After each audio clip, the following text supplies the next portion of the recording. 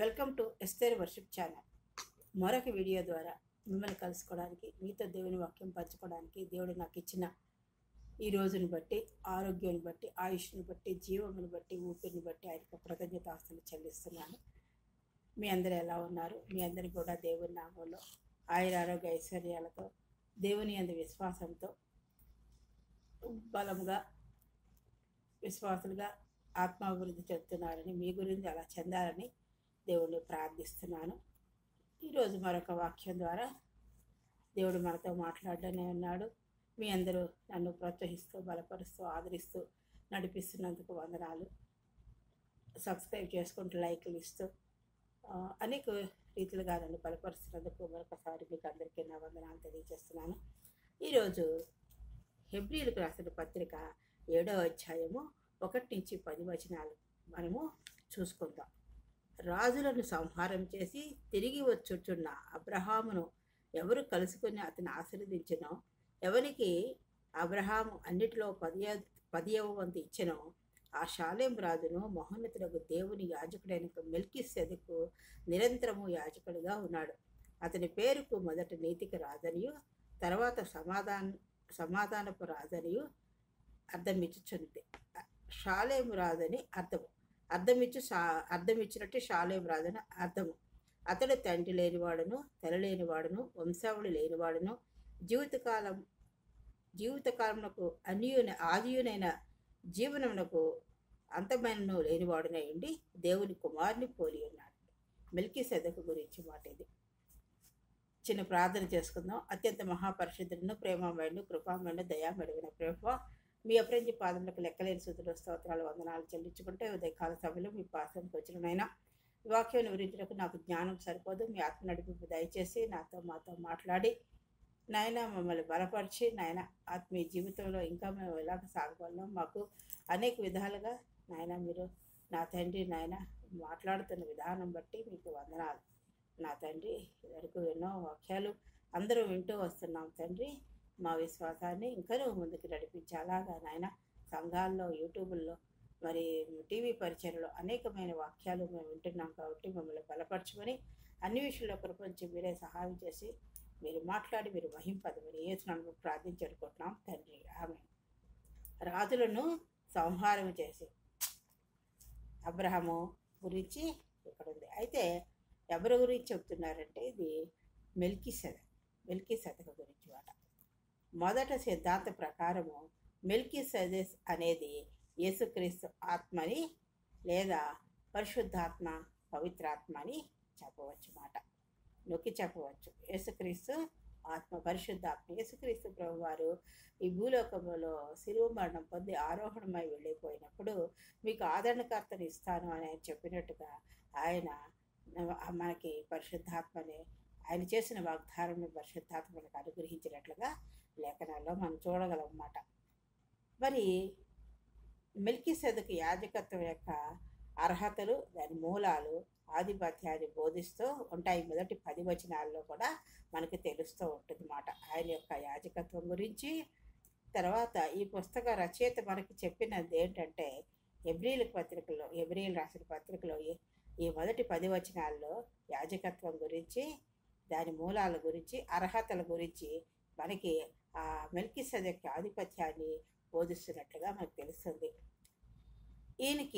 ఈయన సర్వోన్నతమైన దేవుని యాజకుడని చెప్పవచ్చు మాట. సర్వోన్నతమైన దేవుని యాజకుడు అని చెప్పవచ్చు. మెల్కీసెదెకు ఆత్మీయ అర్థం ఏమిటంటే, మెల్కీసెదెకు అనేది ఒక పురాతన కానానీయుల పేరట. దీని అర్థం నా రాజు దేవుడు లేదా నా రాజు నీతిమంతుడు, షెడక్. ఇదే విధమైన హీబ్రూ పదానికి అర్థం ఏంటంటే షాలేం రాజుగా చెప్పవచ్చు మాట. ఏంటి? నా రాజు నీతిమంతుడు, దేవుడు లేదా నా రాజు అని అర్థాలు వస్తాయి. షాలేం అనగా శాంతి అని అనువదించడానికి దారితీస్తుంది మాట. తద్వారా మెల్కీసెదెకు క్రీస్తును సూచిస్తున్నాడు. మెల్కీసెదెకు ఎవరిని సూచిస్తున్నాడంటే క్రీస్తు ప్రభుని సూచిస్తున్నాడు. ఉదయకాల సమయంలో నీవు నేను ఆత్మ మనకి యేసుక్రీస్తు ప్రభువుని ఒప్పుకోవడానికి మనకు ఆత్మ ఒప్పించింది కాబట్టి మనము యేసుక్రీస్తు నిజమైన దేవుడని మనం ఒప్పుకున్నాం అన్నమాట. అంటే నీలో పరిశుద్ధాత్మ ప్రారంభమైనప్పుడు మరి ఆ పరిశుద్ధాత్మలో నీవు, నేను, మీరు, మనము అందరం ఎదుగుతున్నామా? ఆత్మలో మనం బలపడుతున్నామా? ఆత్మాభిషేకంలో మనం పొంగిపోతున్నామా? సంతోషిస్తున్నామా? మరి నడిపించబడుతున్నామా? మనం పరీక్షించుకోవాల్సిన వారమైనా. మెల్కీసెదెకు క్రీస్తును సూచిస్తాడని చెప్పుకున్నాం. అతడు నీతి మరియు శాంతికి నిజమైన రాజని చెప్పబడినట్లుగా మనం చూసాం.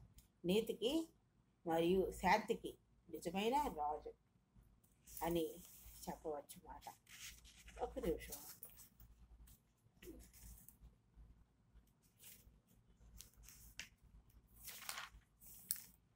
మెల్కీసెదెకు ఈయన నిత్య యాజకుడు. ఈ మెల్కీసెదెకు యాజకత్వం యొక్క అసాధారణమైన స్వభావాన్ని సూచిస్తుంది. ఈ మెల్కీసెదెకు యాజకత్వం ఎలాగంటే సామాన్యమైనది కాదు, అసాధారణమైన స్వభావాన్ని సూచిస్తుంది మాట. అతనికి తండ్రి లేదా తల్లి లేదు మాట. ఎటువంటి వంశావళి లేదు. ఎటువంటి వంశావళి లేకుండా, తండ్రి లేక తల్లి లేకుండా ఆయన పురాతన కాలంలోనే ఉన్నట్టుగా మనం గ్రహించవచ్చు. వంశావళి లేకుండా ఆయన ఉన్నట్టుగా మనం చూడవచ్చు. రోజుల ప్రభావం ఇంకా ఏంటంటే, ఇంకా రోజుల ప్రభావం కానీ, ముగింపు కానీ, ప్రారంభం కానీ ఏమీ లేదు మాట. ప్రారంభం కానీ, రోజుల ప్రారంభం కానీ, లేదా జీవిత ముగింపు లేకుండా వర్ణించబడ్డాడు. నిశ్చయంగా ఈయన వర్ణించబడ్డాడు అలాగా. ఈ కాలాతీతమైన అంతులేని స్వభావం అతన్ని ఎవరికి సూచిస్తుందంటే క్రీస్తు ప్రభువుని సూచిస్తుందని ముందుగా చెప్పుకున్నాము. మరే ఇంకా ఏమన్నాడు? కాలాతీతం, కాలాలు, రోజులు, ప్రారంభము ఇవేమీ లేవు. ఈ కాలాతీతమైన అంతులేని స్వభావం అతన్ని, అంటే మెల్కీసెదెకుని క్రీస్తు శాశ్వత యాజకత్వానికి తగిన ఉదాహరణగా చెప్పవచ్చు మాట. కాబట్టి మనము మెల్కీసెదెకుని గౌరవించాలి, పరిశుద్ధాత్మని గౌరవించాలి, ఆరాధించాలి. మరి అటువంటి స్వభావం మనలో ఉందా మనం పరీక్షించుకుందాం. మెలెక్ అనేది హీబ్రూ పదం. దానికి అర్థం ఏంటంటే రాజు. ఈ మెలెక్ అనేది హీబ్రూ పదం అన్నమాట. దీనికి అర్థం రాజు. మరి షెడక్ అనేది నీతిమంతుడు. మెల్కీసెదెక్ అంటాం కదా, మెల్కీసెదెక్ మెలక్ అనే హీబ్రూ పదానికి రాజు అని అర్థం. ఇలాగా సెడక్ అనే పదానికి నీతి అని అర్థం. సెడక్ అనే పదానికి నీతి అని అర్థం. అంటే నీతి గల రాజు ఇతడు, నీతిమంతుడు మాట. ఈయన నీతిమంతుడు. కాబట్టి మనం నీతిమంతుడైన రాజుని కలిగి ఉన్నాం. కాబట్టి నీతిమంతుడైన ప్రభువుని, క్రీస్తు ప్రభువుని, ఆ పరిశుద్ధాత్మని మనం కలిగి ఉన్నాం. కాబట్టి మనం నీతిమంతులుగా తీర్చబడాలంటే నీతిగా మనం నడుచుకోవాలి. సడక్ అనే పదానికి నీతి అని అర్థం. అందువల్ల నీతిమంతుడైన రాజు అని అంటారు. ఈ మెలక్ హీబ్రూ పదం. మెలక్ అనేది రాజు అని అర్థం. సడక్ అనే పదానికి నీతి అని అర్థం. అందువల్ల నీతిమంతుడైన రాజు అనే అర్థం వచ్చింది. యేసుక్రీస్తు పాత నిబంధనలో లేవీయులు యాజకత్వం, ఆరోను వాళ్ళ యాజకత్వం చేసినప్పుడు అర్పణలు అవన్నీ ఉండే కదా. లేవీయులు యాజకత్వం కంటే ఉన్నతమైన వాడు ఈయన యాజకుడు. రాజు మెల్కీసెదెను అబ్రహాం కంటే, ఈయన రాజులను జయించి వచ్చినప్పుడు, అబ్రహాము రాజులను జయించి కొలసము ఎంతో సొమ్ము పట్టుకుని వచ్చినప్పుడు ఆయన ఈ మెల్కీసెదెకు పదవి వంతు ఇచ్చినట్టుగా హెబ్రీ పత్రిక 7వ అధ్యాయాల్లో మనం చూస్తాం. 10 వచనాల్లో కూడా చూడండి. అబ్రహాం ఒక సామాన్యుడు, నీతిమంతుడు, విశ్వాసుడు కానీ సామాన్యమైన మానవుడు. మరి మెల్కీసెదెకు యేసుక్రీస్తుకి ఉదాహరణ. యేసుక్రీస్తు ప్రభు నీతిమంతుడు, ఈయన శాంతిమంతుడు, సమాధానకర్త. అలాంటి గుణాలన్నీ పరిశుద్ధాత్మలో మెల్కీసెదెకులో ఉన్నాయి. మరి తక్కువ వాడైన అబ్రహాం నుండి ఈ నీతిమంతుడైన రాజు, సమాధానానికి రాజైన రాజు, ఈ పరిశుద్ధాత్మ మెల్కీసెదెకు ఈయన ఆ దశమ భాగాలు సేకరించినట్లుగా మనం చూస్తాం అన్నమాట. లేవీయులు యాజకత్వం కంటే ఉన్నతమైన వాడని ఈ యాజకుడు రాజు మెల్కీసెదెకును అబ్రహాం కంటే గొప్ప గౌరవం మరియు ప్రాముఖ్యత సంతరించుకున్నట్లుగా మనం చూడొచ్చు మాట. ఆ విధంగా అబ్రహాం యొక్క లేవీయులు వారసులను కూడా ప్రాధాన్యత ఉందని నిర్ధారిస్తుంది. అబ్రహాం యొక్క లేవీయుల వారసులను కూడా ప్రాధాన్యత ఉందని, ఆ వారసులు ఎవరు లేవీయులు కూడా ఉందని నిర్ధారిస్తుంది. ఇది క్రీస్తు యొక్క శాశ్వతమైన మరియు ఉన్నతమైన యాజకత్వానికి ఉదాహరణగా పనిచేస్తుంది. ఏమంటే ఆరోను ఉన్నప్పుడు 10వ వంతులు అది యాజకుడు కాబట్టి అక్కడ చెల్లించేవారు. లేవీయులు సహోదరులు కూడా చెల్లించేవారు. ఇప్పుడు అబ్రహాము మెల్కీసెదెకు రాజులు జయించి వచ్చిన తర్వాత, కొలసమ్ము జయించిన తర్వాత కొలసమ్మనంతా అందులో దశంభాగము మెల్కీసెదెకు ఇచ్చినట్లుగా మనం చూస్తున్నాం. అందువలన పాత నిబంధన చట్టం మరియు వ్యవస్థ నిజమైన పరిపూర్ణతను తీసుకురాలేదు. ఈ ధర్మశాస్త్రం కానీ పాత నిబంధన చట్టం ఆ వ్యవస్థ కానీ నిజమైన పరిపూర్ణతను తీసుకురాలేదని చూపిస్తుంది అన్నమాట. ఈయన పొందిన దశంభాగాలు ఏంటి చూస్తే, పితడైన అబ్రహాం మెల్కీసెదెకు గొప్ప స్థానాన్ని ప్రదర్శించడం ద్వారా తన ఆస్తి అంతట్లో, ఇంకా ఏమిచ్చారైనా అబ్రహాము తన ఆస్తి అంతట్లో దశంభాగాన్ని మెల్కీసెదెకు చెల్లించినట్లుగా మనం చూస్తాం. అందువలన గొప్పవాడైన అబ్రహాము అల్పుడిని ఆశీర్వదిస్తాడు, తక్కువవాడు గొప్పవాడి చేత ఆశీర్వదింపాడు. గొప్పవాడి చేత ఆశీర్వదింపాడు. ఎవరు తక్కువ? అబ్రహాం తక్కువే కదా, ఆ తక్కువవాడే ఈ మెల్కీసెదెకు ద్వారా అంటే పరిశుద్ధాత్మ ద్వారా ఆశీర్వదింపడ్డాడు అన్నమాట. దశంభాగం ఇచ్చాడు, ఆశీర్వదింపడతాడని పేర్కొనబడింది. అబ్రహాం నుండి దశంభాగము స్వీకరించినట్లుగా చూస్తున్నాం. అబ్రహాము నుండి పొందిన మెల్కీసెదెకు అతని కంటే గొప్పవాడు. అబ్రహాము నుండి దశంభాగాలు పొందిన మెల్కీసెదెకు అతని కంటే గొప్పవాడు కదా. మెల్కీసెదెకు గొప్పవాడు. ఈ విధంగా క్రీస్తుకు నమూనా, ఆయన ఉదాహరణ, క్రీస్తు యొక్క లక్షణాలు పరిపూర్ణంగా ఉన్నవాడు దేవుడే. క్రీస్తు ప్రభు వారే మెల్కీసెదెకు పరిశుద్ధాత్మను మనకు అనుగ్రహించినట్లుగా, ఆదరణకర్తగా ఇచ్చినట్లుగా చూస్తాం. అందుకే చూడండి, మనం ఎప్పుడైనా బాధలో, కన్నీటితో, విచారంలో, వేదనలో ఉన్నప్పుడు మనం ప్రార్థన చేసుకున్నప్పుడు మళ్ళీ దేవుడు పరిశుద్ధాత్మ మనల్ని ఆదరిస్తుంది. మనం ఎలా ప్రార్థన చేయాలని నేర్పిస్తుంది. ఒక వాక్యాన్ని మనకి గుర్తు చేస్తుంది. ఆ పాటల ద్వారా, మనం పాడుకున్న పాటల ద్వారా కానీ, టీవీలో విన్న పాటల ద్వారా కానీ మనం ఆదరింపబడతాం. పరిశుద్ధాత్మ మనల్ని ఆదరిస్తుంది, ఓదారుస్తుంది.